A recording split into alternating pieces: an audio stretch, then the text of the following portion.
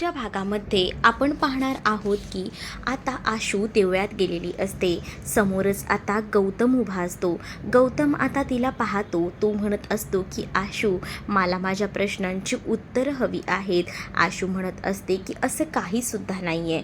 पण इकडे मात्र या गौतमला माहिती असतं की मी ज्या पद्धतीने त्या आशूच्या प्रेमात आहे, अगदीच तशीच तीसुद्धा माझ्या प्रेमात आहे. या गोष्टी त्याला बरोबर समजत असतात आणि म्हणूनच ना तो आशूला बोलतं करायचा प्रयत्न करत असतो. आशूला म्हणत असतो की अशी शांत राहून कसं चालणार आहे. काल मी तुझ्यासमोर जे काही माझ्या मनातल्या भावना आहेत त्या व्यक्त केल्या आणि तुझ्या डोळ्यातही माझ्याबद्दलचं प्रेम दिसतं. पण आता आशूला सांगायचं असतं की ही ती वेळ नाही आहे, आपण इथे जास्त वेळ थांबू शकत नाही, कारण तिला समोरच ना तिचे आई आणि त्याचसोबत आशू हे दिसत असतात आणि म्हणूनच ती गौतमला ते सगळं सांगायचा प्रयत्न करत असते. गौतम म्हणत असतो, पण तू तुझ्या मनातल्या गोष्टी मला सांगून टाक ना, तरच मला कळतील ना. पण तिचा जीव नुसता मुठीत असतो, कारण त्यास मायराने सांगितलेलं असतं ना घरामध्ये, आणि त्यामुळेच ना आता ती एकदमच चिडलेली असते. तिला आता हेच वाटत असतं की काही झालं ना तरीसुद्धा आता हे कुठेतरी जे आहे ते थांबायला हवं होतं. मग दुसरीकडे मात्र अगं बाय कुठे गेली असं आता इकडे असणारी पम्मा म्हणत असते. शरू म्हणत असते की अगं आपण प्रदक्षिणा घालत आहोत ना, तर तीसुद्धा घालत असेलच की, काहीतरी झालं असेल म्हणून थांबली असेल मागे, चल आपण प्रदक्षिणा आपण पूर्ण करूया, असंही आता ती सांगू लागते आणि प्रदक्षिणा घालायला पुन्हा एकदा आईला सुरू करायला सांगत असते. दुसरीकडे मात्र आता पाहायला मिळत असतं की पम्मा आणि त्यासोबत इकडे शरू ज्या आहेत त्या आशूला शोधत शोधत पुन्हा एकदा देवळाच्या मागच्या बाजूने जातात, जिथे आता आशू आणि गौतम बोलत असतात. तर आशू गौतमला सांगत असते की प्लीज ना, प्लीज जरा थांब, तिकडनं आपल्याला जायला हवं. पण कुठे हा गौतम ऐकतोय. गौतमला आशूकडनं तिच्या मनातलं सगळं सत्य जाणून घ्यायचं असतं आणि यासाठी त्याचे प्रयत्न हे सुरू असतात. त्यामुळे तो आता कुठूनही हलत नसतो. त्यानंतर आशू त्यांच्या समोर येते. तर आशू सांगत असते की माझ्या पायाला ना थोडी ठेच लागली म्हणून मी मागे थांबले, बाकी काही नाही. अगं मी आईला म्हटलं होतं की काहीतरी झालं असेल, पण ही आई ऐकेल तर खरं ना. अगं बाई, तुझी भीती वाटते, तुझी काळजी वाटते, म्हणूनच ना ती स्मायरा म्हटली होती नाही का की तुझ्या मागे कोणीतरी मुलगा लागला आहे. मग आता इकडे लपूनच बसलेला असतो हा गौतम. गौतमला आता तिच्या मनातलं उत्तर ऐकायचं असतं, त्यामुळे तो आता तिची वाट बघत असतो. तर दुसरीकडे मात्र ती आता तिच्या आईसोबत आणि शरूसोबत पुढे जायला निघते.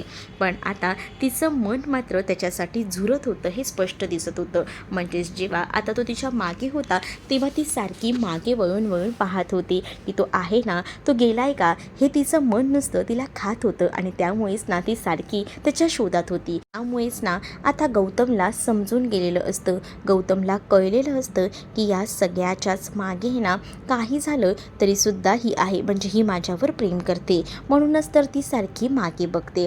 पण त्याच वेळेला गौतमची नजरही आशूवर असते. गौतम जेव्हा पुन्हा एकदा आशूच्या समोर जाऊन उभा राहतो ना, तेव्हा आशू मला तो म्हणतो की तू मला शोधत होतीस ना, मला माहिती आहे. पण आशू त्याला आता नाही असं म्हणते. त्यावर मी माझ्या आईला बघत होते, मागे आहे का. तुझी आई तर मगाशी पुढे निघून गेली, मग तू मागे का बघशील. मला माहिती आहे तुझी नजर फक्त मला शोधत होती ते. आणि मला तुला एक गोष्ट सांगायची आहे, जी म्हणजे माझं तुझ्यावर खरंच खूप मनापासून प्रेम आहे. आणि तुझ्या प्रेमाचं काय, तू बोल ना, अजूनही तू का बोलत नाही आहेस. इकडे आता पुन्हा एकदा ही लोकं जेव्हा मागे वळून बघतात तर पुन्हा एकदा त्यांची बाय गायब झालेली असते आणि म्हणूनच त्यांचा जीव नुसता वरखाली होत असतो. प्रेक्षकांनो, तुम्हाला जर ही मालिका किंवा अन्य झी मराठी किंवा स्टार प्रवाहावरील मालिका एन्जॉय करायची असतील, ते सुद्धा फक्त ₹1 दररोज, तर तुम्हाला फक्त खाली डिस्क्रिप्शन बॉक्समध्ये दिलेल्या व्हॉट्सअप नंबरला हाय असा मेसेज करायचा आहे. मग तुम्हाला सगळ्या मालिकांचे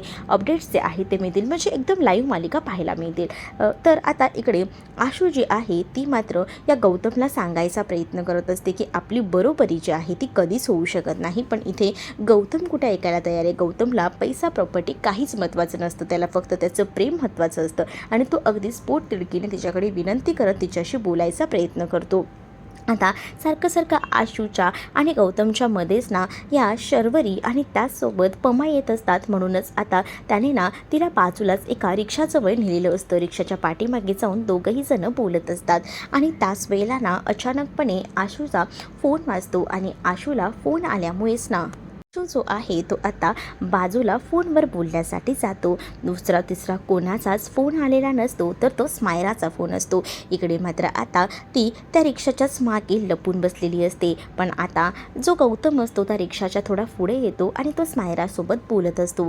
स्मायरा त्याला म्हणत असते की काय तू कुठे आहेस, तर तो आता तिला खोटं बोलतो की मी ऑफिसला आहे. पण ती त्याचा पाठलाग करत अगदी मंदिरापर्यंत येऊन पोचलेली असते. पण तिला ना तिथे उभी असलेली आशू काही दिसत नाही. आता जेव्हा ती तिच्या समोर येते ना तेव्हा आता ती त्याला म्हणत असते की मला जरा तुझ्याशी बोलायचं होतं. त्याच वेळेला तो म्हणतो की तुला आता माझ्याशी काय बोलायचं आहे. त्याच वेळेला ती म्हणते की खरं तर मला ह्या सगळ्या काही गोष्टी केव्हापासून तुझ्यासोबत शेअर करायच्या होत्या, पण त्या राहून गेल्या. आता हीच ती योग्य वेळ आहे तुझ्याशी बोलण्याची, असंही आता म्हटलं जातं. दुसरीकडे शरू आणि पमा आशूला शोधत फिरत असतात, कारण त्यांना ना आता खूपच जास्त काळजी वाटत असते. कारण कालच स्मरणेने सांगितलेलं असतं की हिच्या मागे मुलगा लागलेला आहे, तर तो मुलगा कोण आहे काय आहे ह्याची सुद्धा भीती वाटलेली असते आणि म्हणूनच सारखं त्याचा पाठलाग करायचं असं ठरलेलं असतं.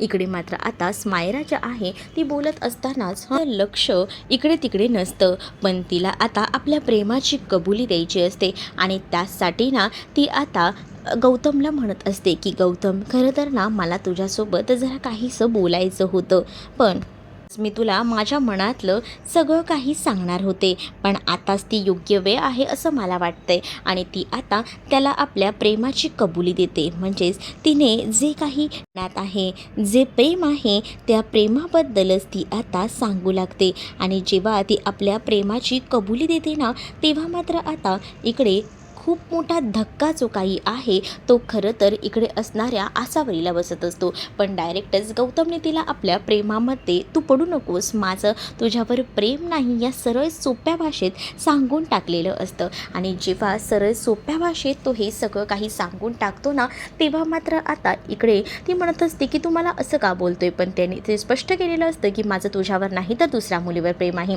त्या आशूवर प्रेम आहे ना तुझं, ती तुझ्या लायकीची सुद्धा नाही आहे, उलट मी तुझ्या लायकीचे आहे. आपलं घराणं किती चांगलं आहे, स्टँडर्ड आहे, आणि तू एवढा चीप मुलीशी लग्न करायचा विचार करतोय, असंही आता ती त्याला बोलत असते. आसावरीला हे सगळं ऐकून खूप मोठा धक्का बसतो. तर दुसरीकडे मात्र अरे तिचं तर लग्न ठरलंय हे तुला गोष्टी तिने सांगितल्या नाही का, तिने तुला सांगायला हवं होतं, पण तू काळजी करू नको, तुला मी सांगितले ना. मग आता हे लग्न ठरल्याची गोष्ट जी आहे ना ती आता कळलेली असते. आणि ही गोष्ट आता जेव्हा गौतमला कळते तेव्हा गौतमचं मन जे आहे ना ते खूप जास्त हर्ट झालेलं असतं. म्हणजे गौतमने विचारही केला नव्हता की हे सगळं काही त्याच्याबरोबर होईल, पण आता त्याला अगदीच काहीच तुटल्यासारखं झालेलं असतं. कारण त्याला असं वाटत असतं की खरंच आशू माझ्यावर खूप जास्त प्रेम करते आणि आपलं काहीतरी पुढे होऊ शकतं, पण जे काही स्मायराने सांगितलेलं असतं त्यामुळे मात्र आता त्याचा जीव आहे ना नुसता असा वर खाली होत असतो. आणि आशूलासुद्धा आता हे सगळं सफर करताना त्रास होत असतो. आशू तिकडनं निघून जाते. तर आता इकडे पमा आणि त्याचसोबत शरू म्हणत असते की काय गं तू कुठे गेली होतीस, तरी मी आईला सांगत होते की ही ना सगळ्या देवाच्या आता अखंड अक्षरशः ती प्रदक्षिणा घालत असेल, पण ह्या आईनं माझं ऐकलं तर खरं ना. पण आता पमा म्हणते अगं बाय तुझी काळजी वाटते गं, म्हणून आम्ही तिकडे तिकडे तुला शोधत होतो, चल आता आपल्याला घरी जायला हवं. आता जेव्हा ती चप्पल घालायला जाते ना तेव्हा सुद्धा बघते तर समोर आहे ना इथे गौतम उभा असतो. गौतमची सुद्धा नजर तिला शोधत इथपर्यंत पोचलेली असते. पण गौतमला आता तिच्या लग्नाबद्दल कळलेलं असते की तिच्या घरच्यांनी तिचं लग्न ठरवलेलं आहे आणि त्यामुळे त्याचं मन जे आहे ना त्याचं तुटलेलं असतं. त्यानंतर तो आता आपली ती चप्पल वगैरे घालते आणि तिकडनं जाते आणि तिच्या मनात सुद्धा कुठेतरी ना हुरहुर लागलेली असते, तिला दुःख होत असतं, पण ती आता हे दुःख दाखवू शकत नसते. पण ती जाताना सारखंच गौतमकडे मागे वळून पाहत असते. तिला गौतम मनापासून आवडत असतो, पण ती तरी आता या सगळ्या गोष्टी कोणाला सांगणार आहे, कारण तिला या सगळ्या गोष्टी सांगून काही फरक पडणार नव्हता असंच वाटत होतं. कारण घरातले हे सगळं एक्सेप्ट करतील का, मुळात आपली घर जे आहे ते गरीब घरातले आपण आहोत आणि तो स्टँडर्ड आहे, आणि त्यामुळेच तर तिची गाडी अडकत होती. तिला वाटत होतं की आपल्याला जर विरोध केला तर, आणि त्यामुळेच ती आता गेलेली असते. तर इकडे मात्र आता गौतमही नाराज असतो. गौतमचं कुठेच लक्ष नसतं. तर त्याला तेजस्विनी म्हणत असते की काय रे, दिवसभर कुठे होतास? सगळीकडे तुझा शोध घेत होतो. उद्यापासून आहे ना मी तुझं काही ऐकणार नाही आहे, तुला कामावर यावं लागेल. पण आता तेजस्विनी जे काही बोलत असते त्या बोलण्याकडे कुठे गौतमचं लक्ष असतं.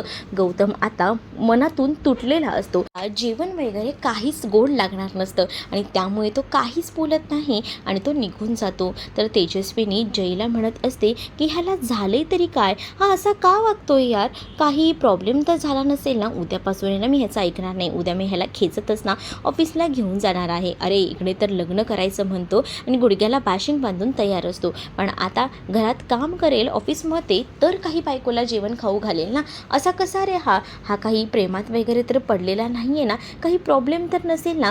असे एक अनेक विचार ना तेजस्विनीच्या डोक्यामध्ये येत असतात. तर तेजस्विनीला आता जय म्हणत असतो की तू समजतेस तसं काही नसेल, नको इतका विचार करू, सगळ्या काही गोष्टी ठीक होतील, असंही तो आता आपल्या आईला बोलून समजावू लागतो. तर दुसरीकडे मात्र आता आशूला सारखं तेच बोलणं आठवत असतं. आशूला देखील त्रास होत असतो. आशू आता बघत असते. तर दुसरीकडे मात्र मयू आणि अनुमध्ये थोडी भांडणं चालू असतात. अनुला शांतपणाने गाणी ऐकायची असतात आणि त्यामुळेच ना ती आता ओरडत असते आणि म्हणत असते की काय चालू आहे हे सगळं? अगं तुला मी म्हटलंय ना जरा तुझा आवाज कमी कर. पण दुसरीकडे मात्र आता शरूच्या लक्ष जातं. शरू बघते तर काय, इथे मात्र आता बिचारी ही जी आशू आहे ती रडत असते. आशूला ती विचारायला जाते की काय झालं आहे. मग आशूसुद्धा आता विचार करते की सगळं काही सांगून टाकावं शरूला आणि म्हणूनच ती गौतमचं नाव घेऊन ती बोलणारच असते. पण तेवढ्यातच ना आता तिथे पमा आलेली असते. पमा जशी अचानकपणे तिथे येते तेव्हा मात्र आता शरूला ती बोलायचं थांबते. पम्मा आता आलेली असते आणि ती नेहमीप्रमाणेच तिच्या मुलींची दृष्ट काढत असते. त्या मुलींची दृष्ट काढून झाल्यानंतर आता ते बाहेर जाऊन ते फेकूनसुद्धा देते आणि पुन्हा येते आणि जेव्हा ती बघते तेव्हा मात्र आशूच्या डोळ्यात ना पाणी आलेलं तिला सरळ आणि स्पष्ट दिसत असतं आणि त्यामुळे ती तिला विचारते की काय झालं आहे बाळा. त्याच वेळेला शरू सांगते की आता तिचं लग्न ठरलं आहे ना, म्हणून तिला ना आपल्याला सोडून जाताना त्रास होतोय, बाकी काहीसुद्धा नाही बघ.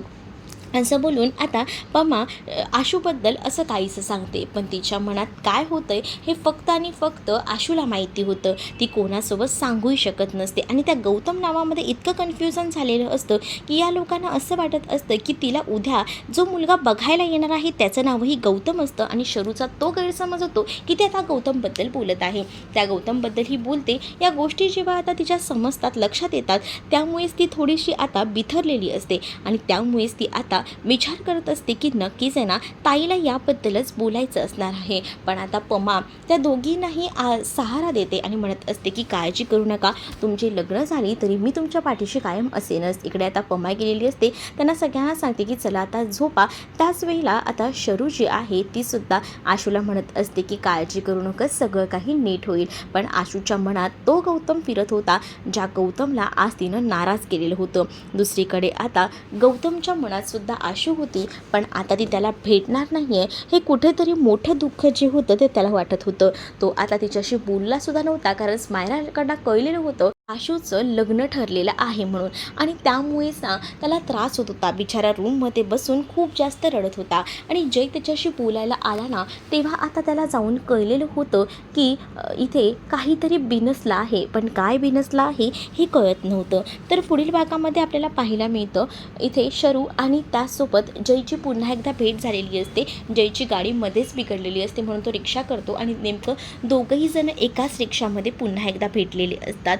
मग आता यांचं नातं कसं पुढे सुरळीत चालणार हे येणाऱ्या भागामध्येच पाहायला मिळेल. प्रेक्षकांनो, सनई चौघडे यासोबत तुम्हाला झी मराठी किंवा स्टार प्रवाहावरील कोणतीही मालिका पाहायची असेल तर खाली डिस्क्रिप्शनमध्ये तुम्हाला एक व्हॉट्सअप नंबर दिला आहे, त्यावर हाय मेसेज करा. फक्त ₹1 तुम्ही कोणत्याही मालिका एन्जॉय करू शकता. चला तर मग भेटूया पुढच्या भागात. तोपर्यंत टाटा बाय. व्हिडिओ आवडला असेल तर लाईक करायला विसरू नका.